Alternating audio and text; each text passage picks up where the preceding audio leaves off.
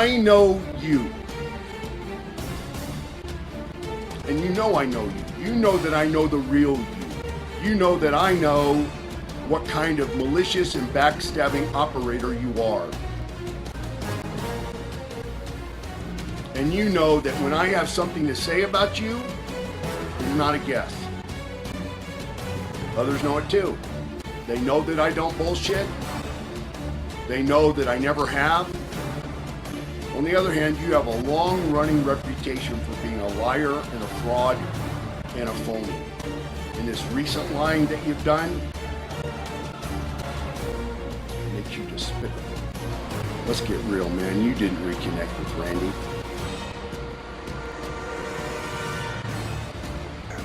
Yeah, Randy was real paranoid. I mean, when he'd walk through the dressing room, he'd make Elizabeth look down. Don't look at anybody, don't look at her, I'll kill you. You know, he always was in character, and he just was so paranoid of his wife. And I remember when he first moved down the beach from us, they bought a little house on Kensington.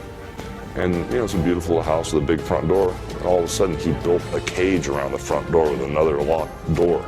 Wow. I'm leaving for 6 days. You got 6 TV dinners. Don't leave the house. Ooh, yeah. I mean, you're a real piece of shit, Terry. You just recently reconnected with a friend you hadn't spoken to in 10 years. 10 years there was silence between you and Randy. And you go on that sit-down interview show and you throw Randy under the bus in the hateful, vile way that you did? What's wrong with you, man? What kind of human being are you?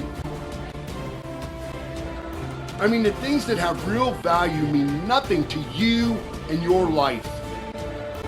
Outside the ring, though, we hear different stories about your relationship with Savage. Care to go there? I mean, there's rumours that have flown over the years, stories of Savage blaming you for his divorce to Miss Elizabeth, and, you know, can you clarify any of that, your relationship with He blamed me for everything. Yeah. If it was a cloudy day, it was my fault. I was there, Terry, I know. You and Linda contributed to the fallout of their marriage. Randy was on the road, touring around with me night after night. You were shooting some movie in Florida or something like that, and you and Linda got in Elizabeth's ear that she needed to get out more, go do things on her own. You kept pressuring her, and it finally happened. And that was the beginning of the end. You know, Terry, you get such a sick pleasure out of, you know, exposing other people's dirty laundry, taking cheap shots at them. So I want to do some of that. There are days, Terry, where you do nothing but sit around and snort cocaine. Terry, you truly are a dopehead. I mean, you have been into getting high and doing dope for years. You were so fearful of confrontation that you assisted other guys in keeping them junkies just so you could have control over them. Dirty laundry like that you and Linda had an open marriage. You were both whores that did slutty stuff on the side. Neither one of you had a problem with the other one getting thrills on the side. In fact, Terry, you tried to get me to sample those thrills. You know, being the only wrestler that said no to so many things in wrestling, I bet I'm the only guy that ever said no to doing your wife. You ended up sleeping with one of your daughter's friends. Your wife, she ends up betting the 17-year-old classmate of your daughter, the guy went to school with your daughter, who weirdly looks like a young version of you.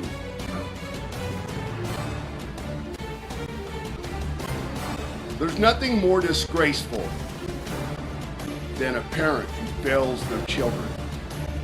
It's hard to have sympathy for the spoiled brat when we know that he has the same black heart and the same evil mind as you do. That's the way you raised him. When the audio tapes of those phone calls came out, that's you. That's you, Terry. That's how you operate. The do-rag.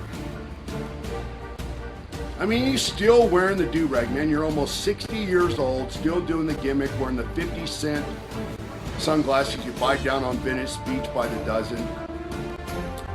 Your flap of extensions, you know, back there that you got going on. I mean, it's not your hair. Those are extensions, man. A guy with a flap of extensions? I mean, I don't even know where to start. I don't know where to start. I mean, a whole cartoon series could be made out of that. I mean, you're just not right in the head. You can't handle reality. Do you ever get confused as to where the line starts and stops between being Hulk Hogan and being Terry Bollea? I don't get confused, but I'll take advantage of it, you know? Never off. That's your MO. Your whole freaking life. Never off the work. It's just always there. It's just, you know, I'm sitting in traffic, you know, and the windows are tinted, and I'm waiting forever. I put the window down, somebody let me in. So I put the window down. Instead of going, thank you, I go, thanks, brother. Everything you involve yourself in turns out to be shit. Hulkamania is entwined in society by the example you set of how to fuck up a life. The saddest part about it all, Terry, is that nobody wanted you to end up with the screwed up life that you now have.